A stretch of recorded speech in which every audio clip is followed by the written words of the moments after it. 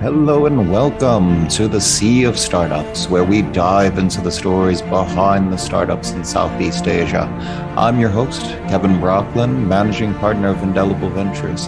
Now, if you're a founder or funder looking to learn more about what drives the startups in Southeast Asia, this podcast is for you. We're about to sit down with founders to uncover the unique insights into the origins and motivations behind launching their startups. We'll uncover the stories behind the struggles, the ups, the downs, guided from the view of an entrepreneur. So, without any further ado, let's jump into today's show. All right. I am very happy today because my guest is Brian Tan, the founder of FutureLab. For those of you who don't know, FutureLab is a mentorship platform connecting mentors to mentees to guide career paths, gain skills, and develop professionally from university through to enterprise. Thank you very much for being here today, Brian. Hey Kevin, thanks for the invite. Happy to be here. Yeah. So take me back. I'm always curious to understand like the origins of a startup. What was your founding story? What got you the idea? Where did it come from? Yeah, this this is way back, man. So I think the first time I thought about this idea was when I graduated. So I had a lot of trouble deciding what I wanted to do when I graduated. So I studied biochemistry in the UK, and like most young people, you study something and then realize, damn it, I don't really want to do this as a career, right? So I was like one of those kids, and when I graduated, my dad's asking me, like, hey, what do you want to do with a biochemistry degree? And I was like, I could go the research path, which I had some experience being a researcher at Oxford University. And then I realized during that 1 year, it's like, I'm not really sure this was kind of the path for me. So I did what most young people do, follow your friends. So I saw all of my friends did a master's in management, did my master's in management in Imperial. And then same thing as well, didn't know what I wanted to do. A lot of them wanted to apply as a management consultant. So when I came back to Malaysia, I just applied to all these consulting firms, managed to get interviews with all the consulting firms. But the first time I did a case study was in an interview with BCG. And that was the first time I practiced, and I completely failed that interview, right? And I didn't realize that if you got an interview and didn't pass it, you couldn't apply for 2 years. So this is when it kind of I had that shock. I had a shock with the type of interview I went for, as well as the what happened if you didn't pass it. So I came back home, started realizing, oh, I really need to prep for this. I don't know what management consultants do. I didn't understand the websites. I reached out to people on LinkedIn. No one replied me on LinkedIn because I was this is back in 2012, by the way. So LinkedIn wasn't as friendly, I guess. Ended up in a local forum called Lawyat. And then I just found all these like random career threads. Then about management consulting, and I was just like kind of connecting and reading with people and stuff like that. Eventually, I tried to meet one of them to practice case studies. Met him in a coffee shop, and we were both terrible at it. And in that moment, the idea was, why couldn't I just connect with someone in the company that I'm trying to apply for, so I can really understand what they do, right? Because I couldn't find this information anywhere. As a fresh grad, I went on the website. The website is to sell the service, right? So it's all gibberish to a young person. So I think that was the first time I thought about the idea. Fast forward the story, I got into management consulting, and a lot of young people that had science backgrounds that wanted to get into management consulting messaged me on LinkedIn. So then I was like, hey, I remember when I was that kid and no one really helped me, right? So during the 4 years I was a management consultant, I used to help a lot of graduates or young people trying to get into like consulting. And that's really where it really kind of built that belief that I wanted to build a platform where, really could help young people connect to different mentors in different industries, and help them. Because I also know that a lot of my friends do help young people, which were all consultants as well. And there's a lot of nice people in the industry that's willing to help these kids. So yeah, that's essentially kind of like how the idea started. Then we got our first Cradle grant, and then it kind of grew from there. Yeah. Yeah, I like that because you were actually seeking out and experience the problem yourself. You were trying to find some sort of advice, some sort of guidance on a problem, and just kept on coming up short with it, and really realized, hey, I'm not the only one. There needs to be something here. Yeah. Yeah, I definitely did not expect to be an entrepreneur, but I felt this problem was such a big problem. I didn't understand why no one has built anything to help young people transition into the workforce because the entire time we're just in a bubble, right? Primary school, secondary school, high Hmm. school, college, university, you come out and you're like, oh shit, I have no idea what the working world is like.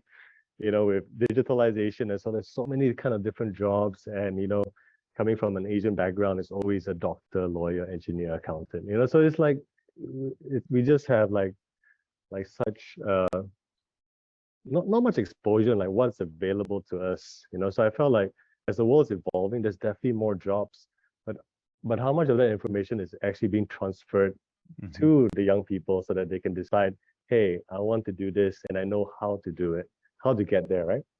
Yeah, so I was just really passionate about the problem. Um, when I decided to leave my job to do it full time, I told myself like, I don't want any regrets, right? So this is something I felt very passionate about. Try to build it. If it works, great. If it doesn't work, it's fine. But you cannot not try to build it. Yeah, so I think that's kind of where I was mentally when I left my job to do this. My parents weren't too happy, but it was more for me than my parents. Yeah. Yeah, I think that last part comes into to very much on what you touched on before in regards to the standard career paths. Being an entrepreneur does not fall into one of those desired career paths very commonly. Although Yeah. I believe that is most certainly changing. So it's great to see somebody recognize a passion, a problem, develop a passion around it, and really hit it. I'm curious as well because most corporates have been saying for the longest time that there's a skills mismatch with what the university students that are coming out versus what they need to be productive on day one. So I'm curious of when you started building this out, how did you end up developing feedback loops from getting the understanding from what the corporates are looking for, getting an understanding of where these young people are at? How did you initiate product development? Oh man. Okay, so I actually used to do this on the weekends when I was like actually working for Accenture. So I went back to that same forum, right? So that's where I kind of got help from. So when I was a consultant, and I wanted to test this idea, I kind of went back into these forums and I went like, hey, I'm a management consultant. Would you like to meet these consultants? So I invited my friends that were all management consultants. We went to a coffee shop and these people from these forums signed up and then they came to this coffee shop, right? So then we kind of organized like speed mentoring sessions in real life, and then they'll spend like 15 minutes per mentor, then they'll sit at my table. Then at my table, I'll be like, hey, I'm trying to build something called FutureLab. FutureLab does A, B, C, D, helps you practice your interviews, practice you get your CV right, as well as understanding of like what these industries are. Because when we look into it, it's not necessarily that you don't have the skill because you're a fresh grad. Right? You have that piece of paper, you are intelligent enough. The gap is that, first of all, I think English is a big barrier. So even if you're super smart and you can't communicate it, you're going to have an issue.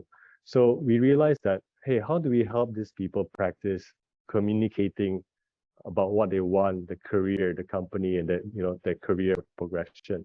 So I think that's the first part.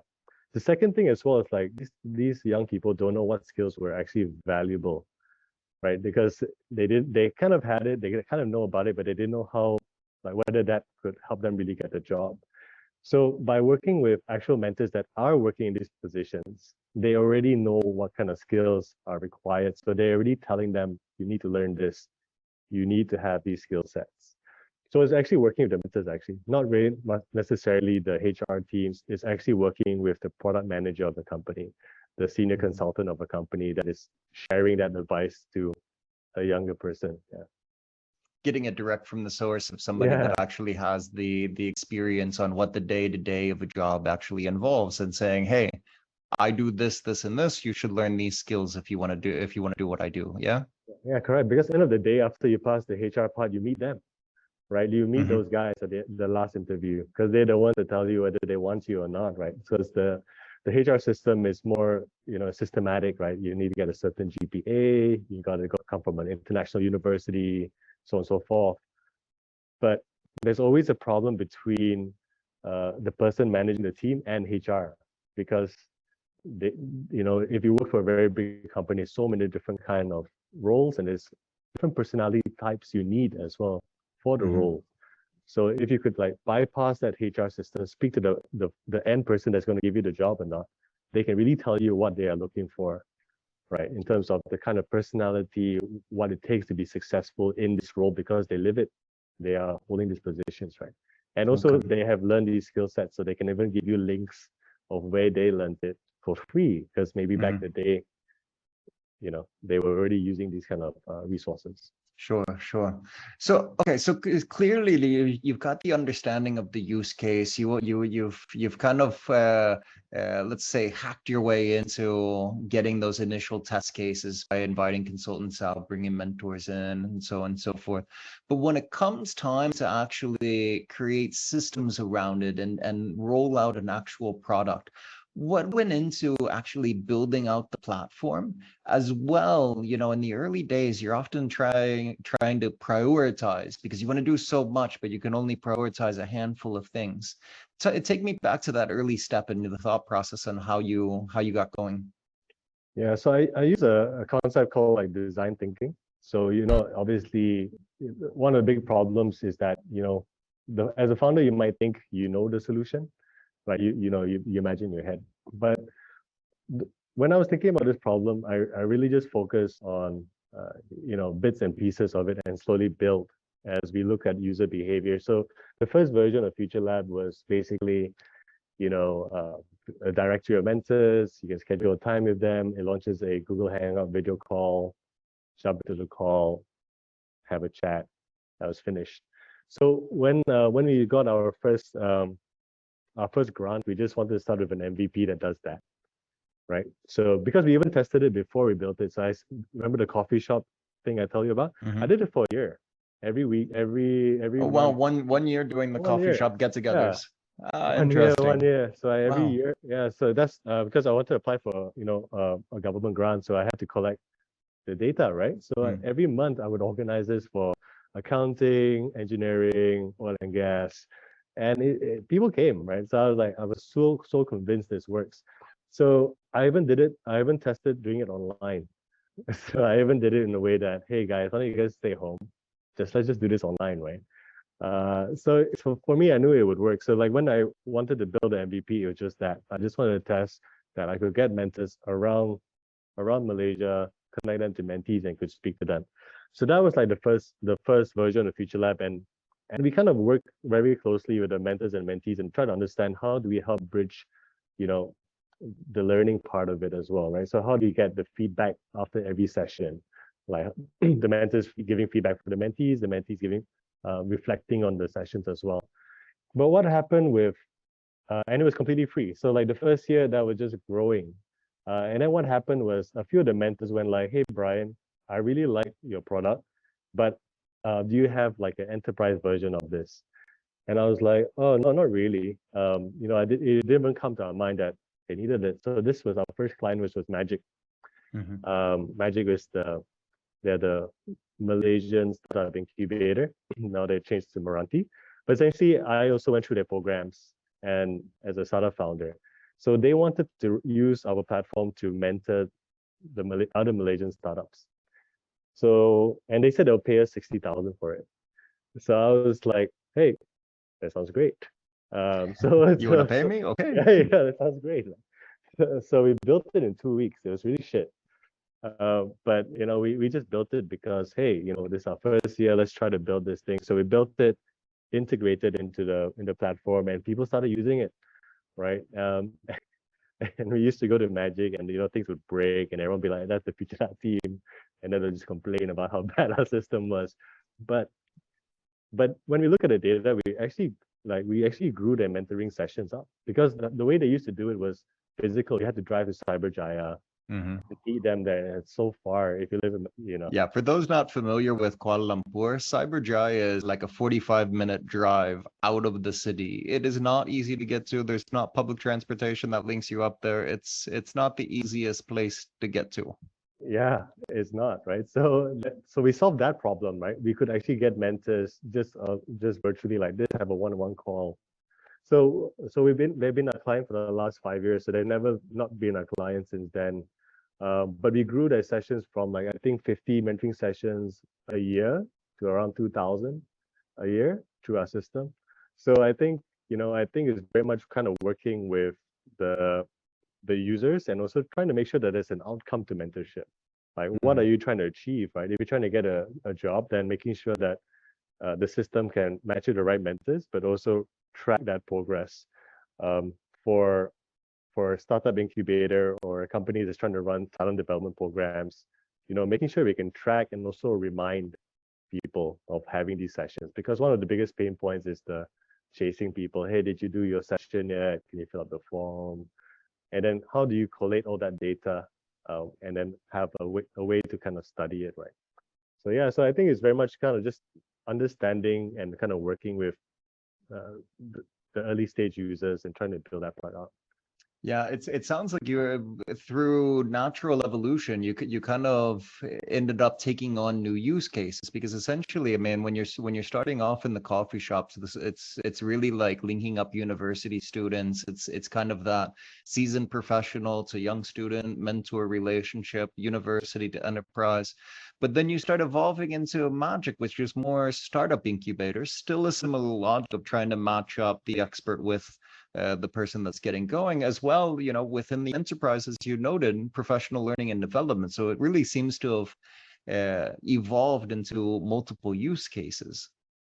Yeah, because mentorship is simple, right? It's just someone with more experience mentoring someone that has less experience, and that experience can be being a startup founder, being a professional in any industry.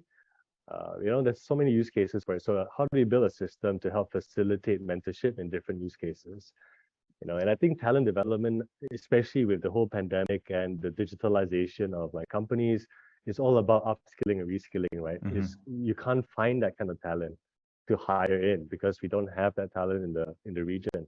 So, Right. how do you scale that kind of training as well using the Okay. system? Yeah. So let me ask on a related note, because when you have a mentorship platform, you have a matching aspect of it because you're trying to match the appropriate mentor for a mentee. And so as you're scaling up this business, you're also having to scale up both sides of this equation and making sure that it's not imbalanced, that the right skill set of the mentors. How did you approach this in order to make sure that you're getting positive feedback, not getting too many misses and so forth? Yeah, so I think when we started out, it was just anyone that wanted to sign up any careers, right? So we even had like jewelry designers, we had like a whole bunch of really different kind of jobs. But I think as we started getting bigger, it was really hard to kind of manage that supply and demand, right? Just Mm-hmm. because there's so many jobs. So like you can't really kind of really accelerate growth if you focus on everything.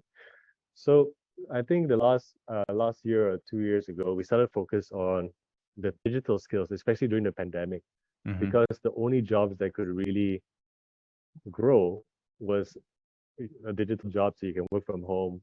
You need to sell goods online. Mm-hmm. So a lot of people started using our system to find out how to pivot their career to a job that they can actually work from home and have a Sure. job. So I think during those 2 years, we just very focused on helping people understand about the digital careers, so like software engineers, data scientists, digital marketeers. So with that focus, then you can focus on onboarding the right mentors, onboarding, doing the right kind of campaigns to get the right kind of mentees that are interested in these careers. So I think it comes down to focus on specific career streams. Um, that way you can kind of balance the growth of the mentees and the Yeah. mentors. Yeah. Yeah, I think that's a great point that could be generalized to any startup out there and any business. When you're really getting up and you're building it out, there's benefit to having focus because it allows you to trigger in on specific characteristics so that you're not trying to be, when you're trying to be everything to everyone, you really end up being nothing to no one, even though that's a double negative. You know what I'm saying. Yeah. So it's quite interesting how you ended up zeroing in, getting the focus down, and certainly I imagine the pandemic has helped, because even because after things have started to open back up, the transition is opening up more and more push towards digital. So university students need to have strong digital careers. Yeah. Yeah, definitely. And also, I think one thing that opened this up is talent mobility. Mm. So you can, like, if it doesn't matter where you are, you can be, working in Malaysia, but as an engineer, but working remotely for a Singaporean company, Sure. or an Australian company, because we all know that you can work remotely now, right? You cannot say you can't. So, I think there's a demand for young people as well, knowing that they want some sort of flexible work life, because the last 2 years we Mm-hmm. all have been working like that. So it has really opened up different opportunities in this kind of talent mobility space, where even Singaporean companies might be looking at Malaysian engineers, Indonesian engineers, Vietnamese Mm-hmm. engineers, just because generally they're cheaper, Yeah. right? Yeah. And the great thing about this, as if you are the engineer, is that you can stay in your hometown. You Mm-hmm. can live where you want to live, but you can earn in US dollars, Australian dollars, Singapore dollars, right? So there's a huge attractiveness to this space, right? Yeah, without a doubt. Let me take a different tact on that same point though, because you get the benefits from a company that's focusing on this, of all of these trends affecting talent mobility, digital careers, so on and so forth. But you also must manage your own operations, your own hiring practices, your own internal talent development. So how do you see some of these same factors affecting the evolution of how you've managed the growth of your own team? Yeah, I think for us, we were quite easy to it was quite easy for us to manage our, especially when COVID hit. My team plays games, so we all just went to Discord, right? Just use Mm-hmm. a channel that we could all kind of imitate and working together. Um, but I find like what's tricky is the new people that come in, right? I Mm-hmm. think like for the existing team, you already have the relationships. You guys have been working together for years. It's easy. I think what we had to start evolving was how do we build that relationship virtually? And sometimes the problem with that is that you might be only working with one person and you don't get to see the other kind of teams, right? So we organize, virtual game night. Like every week we used to have someone to teach something. So we just had to try to imitate what's it like being in our office, but using different tools, Mm-hmm. right? Um, but I think one thing that's so important is finding the right kind of people that fit that culture, because there's definitely people that will abuse it, right? Like no Yeah, one, yeah, you no have to one, hire right. you have to That hire right. everything always comes down to hiring right. Yeah, because I think like we definitely hired a few people that they just slacked off from home, but Mm-hmm. it was really quick to identify that because the team could see it, not just myself, Yeah. right? But I So think it's also, yeah. I'm curious. So it's easy to identify after the fact because you can tell in the results. But when you try and adjust the way that you are making decisions on who to hire, how have you incorporated that feedback in order to assess, is this a person who will or is this a person who won't? I'm not gonna lie, man. I still don't know, but I think like I You think and basically everyone else, but I always have to ask. I think for us, it's it comes down to improving our questions, improving having maybe a bit more people to have that discussion with the candidate a bit more, right? Mm-hmm. But it's always going to be monitoring the first few weeks, making sure that the culture is there, and if you can see it early, then don't drag it on, right? Mm-hmm. I think it's like how fast can you identify a bad candidate once they're in, because there's some people that are really good at interviews. No Yeah. matter, they're so good at interviews, they can promise you the world, but once they actually need to do work, that's where you see it, right? When they're Mm-hmm. actually in the office, how they carry themselves, and getting the teammates to also rate them. So, interviews, it's there's always going to be someone that's really good at it, but be terrible at work. Yeah, no matter how much you tweak your process, there always ends up being that unknown variable that you don't really have it for certain until they're actually on board. Um, so I think it comes down to, you know, the the typical sort of hire slow, fire fast that a lot of people talk about. Yeah. Yeah, I think, yeah, definitely. Yeah. Okay, cool. Let's shift gears a little bit and talk about kind of the growth outlook, what's coming next for FutureLab. So when you look at the organization, how do you define success? What is success for you at this point, and how has that evolved since those early days in the coffee shop? Yeah, so I think success for us, it's really, I think there are two parts to it. First of all, the reason why mentors join us is because they like to make the impact. Right. I mean, these mentors, they're really high positions, guys, managers from big MNCs. So it's not about the money, right? I mean, a lot of mentors do this for free. Hmm. So it's balancing about building a community that cares about impact, but also making sure that the youth can actually get jobs in this space, right? So I think for us, it's all about, can we build a mentoring program, bringing in industry mentors, completing getting them through step A, B, C, and get a job.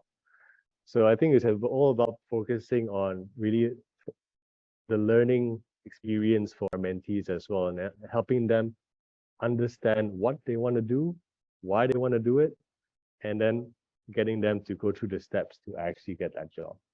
So how we've kind of evolved in the last year or so is that we started designing programs. So programs for software engineering, data science, digital marketing. We've designed a program where we actually get our mentors to come in and actually do like a technical training on how to do these things. And at the end, we have a demo day where our mentors can hire them for these roles. So, this is something that we started doing in Malaysia, but we also started expanding into Indonesia, and working with the youth there as well. But what's really important to keep the mentors supporting this is the students shouldn't pay for it. Mm-hmm. So how do we build a model where young people don't need to pay for this, but that we can actually help them get a job, which is the secret sauce, I guess, for FutureLab, right?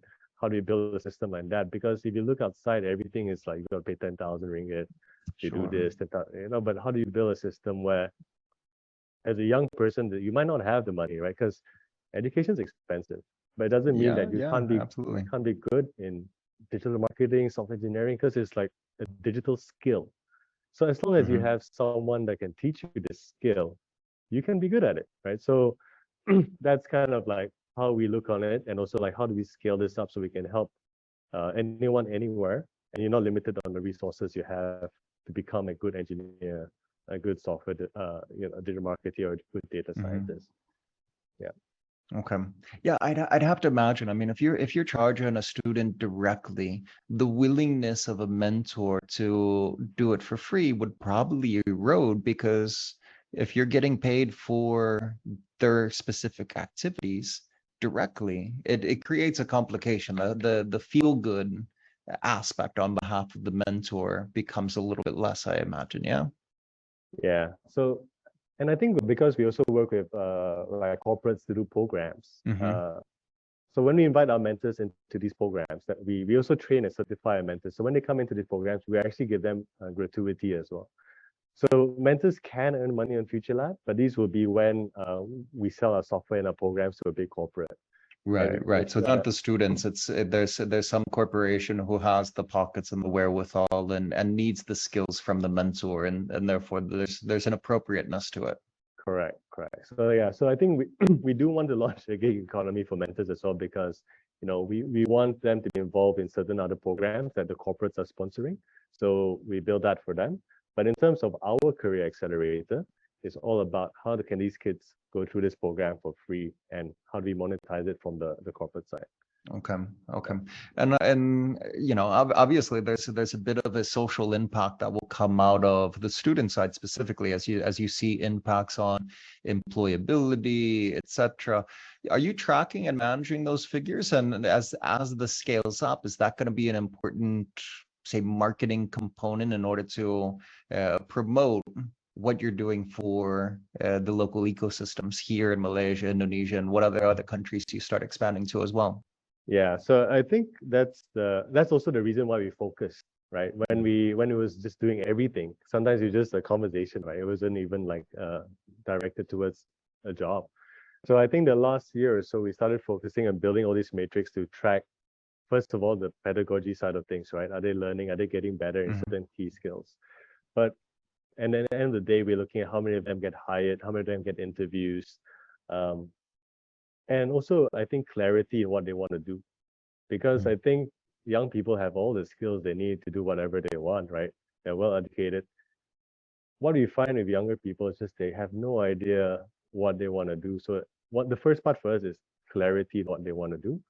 The second thing is like once they know what they want to do, we want to make sure we have programs to help them, get that job, build that startup, change that career. Yeah. So Okay.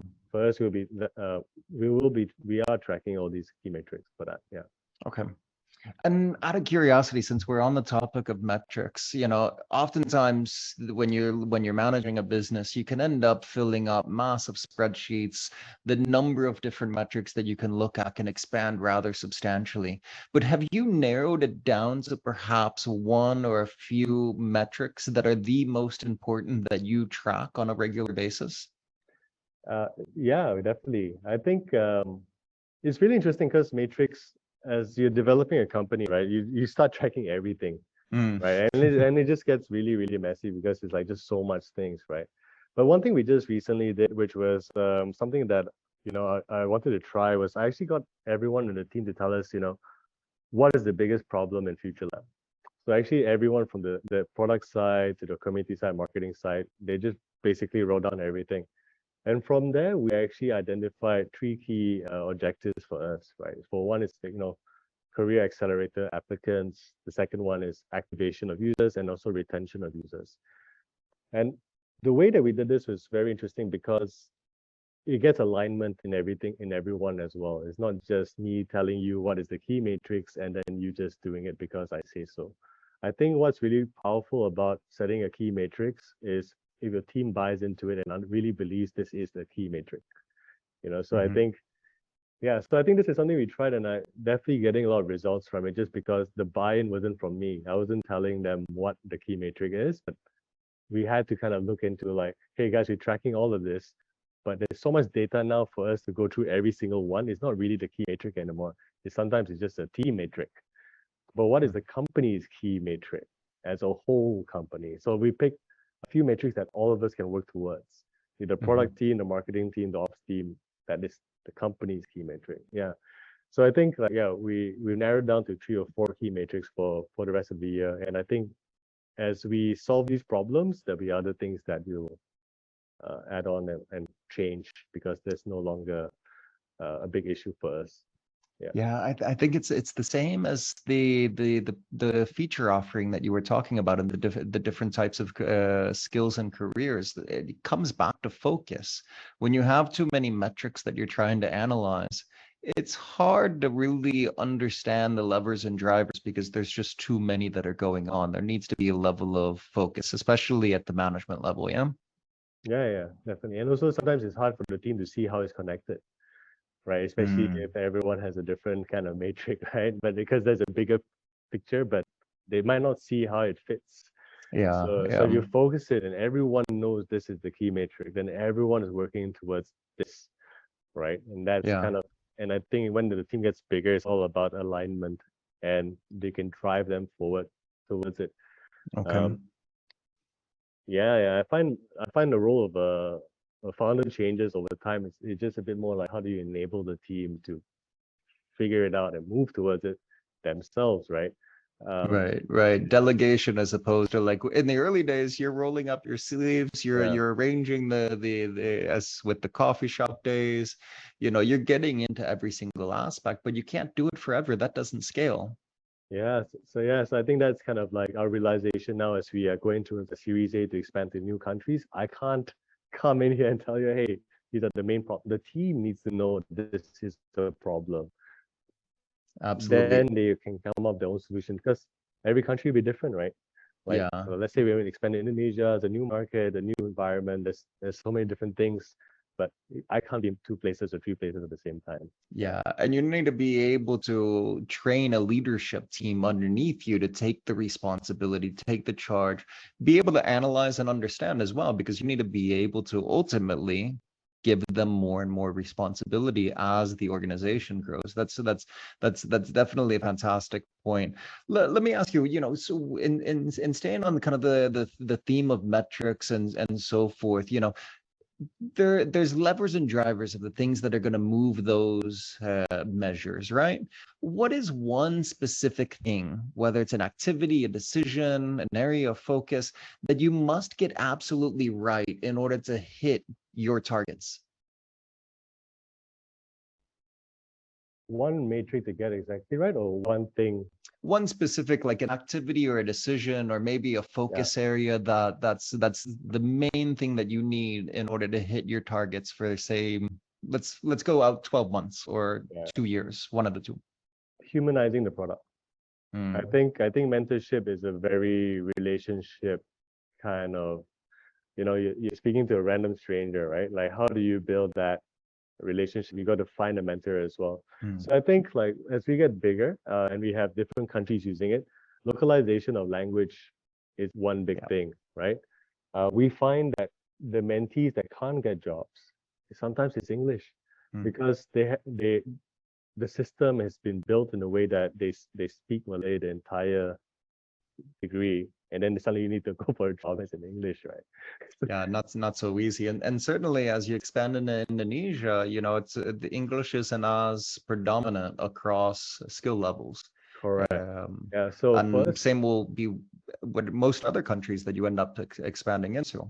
yeah. So actually now we're getting mentors that can speak both local language English and Malay, Indonesian, and English.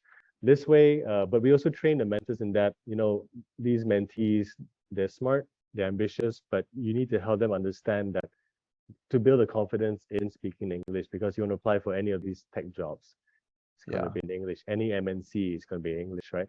So I think it's localizing the product, localizing and making it easier to understand how to get mentored as well. Because mentorship is also new, right? So Sure. And there's sometimes a little bit of a barrier, let's say, culturally in different parts of the world, of being open, especially on the first time of meeting somebody that's your senior. And so that's right. you end Yeah. up developing this mentor-mentee relationship. There's a hesitancy in order to show flaws to Yeah. your senior, yeah? Yeah. So that's what we realize actually. It's just actually now that we're getting, like, we have so many different kind of people using it, right? It's language is a huge barrier. So like, how do we make it in a way that anyone can come on and use the product? Because they want to use it, but they're scared to use it. They're scared to speak to a Mm, stranger. They're scared to say, they might not ask the right questions. So these are the things, right? That human, as we have more users, then we start studying the different kind of segments, and like, how do we kind of humanize it for different segments, different regions. Yeah, so I think for me, I think that's the key thing that I tell the team, right? How do we humanize the product and making sure that people feel comfortable using it? Because if you're already good, you can get a job, that you won't use FutureLab. But mhm. if you're the one that have a low confidence, you feel like you can't, your motivation is down, but you need help. Those are the people that we try to carry along in that journey. So yeah, humanizing the product. Okay, that's fantastic. I love the aspect of humanizing the product. Let me wrap up here with my typical closing question. So, as you've been building Future Lab, what is a tech tool that you just cannot live without? For me, it's just like Google Calendar. Like my schedules, it's just packed. I literally live off my calendar, right? My meetings, like work meeting, I need to go in for. So for me, it's definitely going to be yeah, my Google Calendar. I think that I live my life off my calendar. Yeah, you and me both. As it starts to stack up with meeting after meeting after meeting, and you still have to do your normal routine Yeah. day-to-day work, you really need that calendar to be tightened up. Yeah, and everyone needs to know my calendar. So if they Yeah, need to, if they know when I'm free, they need to jump in. That it's my calendar. If and it's not my calendar, I need to do my work then. yeah, You know? yeah. Snatch a spot before it's gone. Snatch a Yeah. spot before it's gone. For other founders out there that are just getting started, what is the biggest piece of advice that you could offer? Oh, wow. For new founders that want to build a company, I always say like focus on like think about the problem first, right? Because I feel like we've met so many entrepreneurship is very hard, right? It's very hard, right? Like I mean, even when we started with I know a lot of friends that the company didn't survive. I find that one of the reasons why I noticed that they they didn't survive is that sometimes they're too fixated on their solution. They should focus on the problem and be flexible in how they solve it. Because that's how you evolve, right? That's how you kind of your company evolves based on like the market, what's happening, because you're flexible in that development, you're agile enough to move with it. And also you can see what's happening. The guys, the people I know that are like super, this is the way of doing it. I know this will work. I feel like when it doesn't work, they're like, they can't handle it, but Don't know how to, yeah. they can't handle it. It's like they reinvest all their resources in it. So I think it's just having that kind of like open mind, being humble about how you go about solving this problem and really trying to understand the problem well. Because I started thinking about these ideas when I was 24. So I left my job to build it when I was like 28. So I've been thinking about this for a long, long time. And I also was mentoring kids, doing this coffee shop stuff. So like when I left my job, I was like, hey, I really believe this will work. Yeah, you obsessed over the problem for long enough. And Yeah, we started out the conversation. The product has evolved over time. So you inherently had to have the flexibility because very rarely does a company get product market fit straight on day one. You have to kind of evolve, take the correct. feedback from the people that are experiencing the problem, the ones that you are trying to help to a solution. Yeah, and just have that, be open to feedback, right? If they say it's bad, take it. Don't say it's this guy's an idiot or whatever, right? Like it's feedback, right? Like take that feedback, take it in a productive way and improve your business, improve yourself, improve the product. I love it. Focus on the problem, be flexible with your solution. That is fantastic. Brian, this has been a fantastic session. Really enjoyed the conversation. Thank you for being here. Thanks, Kevin, for the